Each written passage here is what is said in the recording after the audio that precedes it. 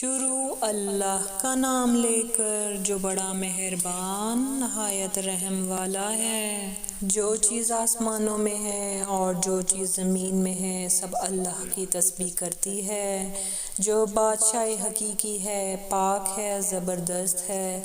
حکمت والا ہے، وہی تو ہے جس نے ان پڑھوں میں انہی میں سے ایک پیغمبر بھیجے جو ان کے سامنے اس کی آیتیں پڑھتے اور ان کو پاک کرتے اور انہیں کتاب و حکمت کی تعلیم دیتے ہیں، اور اس سے پہلے تو یہ لوگ کھلی گمراہی میں تھے، اور ان میں سے اور لوگوں کی طرف بھی ان کو بھیجا جو ابھی ان مسلمانوں سے نہیں ملے، اور وہ غالب ہے، حکمت والا ہے۔ یہ اللہ کا فضل ہے، جسے چاہتا ہے عطا فرماتا ہے، اور اللہ بڑے فضل کا مالک ہے۔ جن لوگوں کو تورات کا حامل بنایا گیا پھر انہوں نے اس کے حامل ہونے کا حق ادا نہ کیا،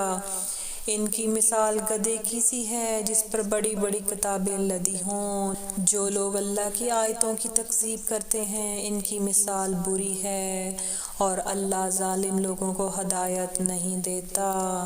کہہ دو کہ اے یہود، اگر تم کو یہ دعویٰ ہو کہ تم ہی اللہ کے دوست ہو اور دوسرے لوگ نہیں، تو اگر تم سچے ہو تو ذرا موت کی آرزو تو کرو، اور یہ لوگ ان اعمال کے سبب جو یہ کر چکے ہیں ہرگز اس کی آرزو نہیں کریں گے، اور اللہ ظالموں سے خوب واقف ہے۔ کہہ دو کہ موت جس سے تم بھاگتے ہو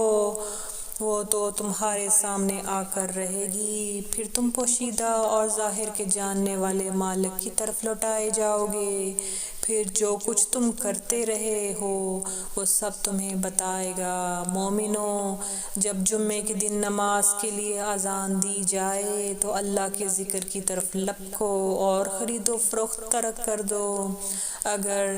سمجھو تو یہ تمہارے حق میں بہتر ہے۔ پھر جب نماز ہو چکے تو زمین میں پھیل جاؤ اور اللہ کا فضل تلاش کرو، اور اللہ کو بہت بہت یاد کرتے رہو تاکہ کامیاب ہو جاؤ۔ اور جب ان لوگوں نے سودا بکتا یا تماشا ہوتا دیکھا تو ادھر بھاگ لیے، اور اے نبی صلی اللہ علیہ وآلہ وسلم تمہیں خطبے میں کھڑا چھوڑ گئے۔ کہہ دو کہ جو چیز اللہ کے ہاں ہے وہ تماشے اور سودے سے کہیں بہتر ہے، اور اللہ سب سے بہتر رزق دینے والا ہے۔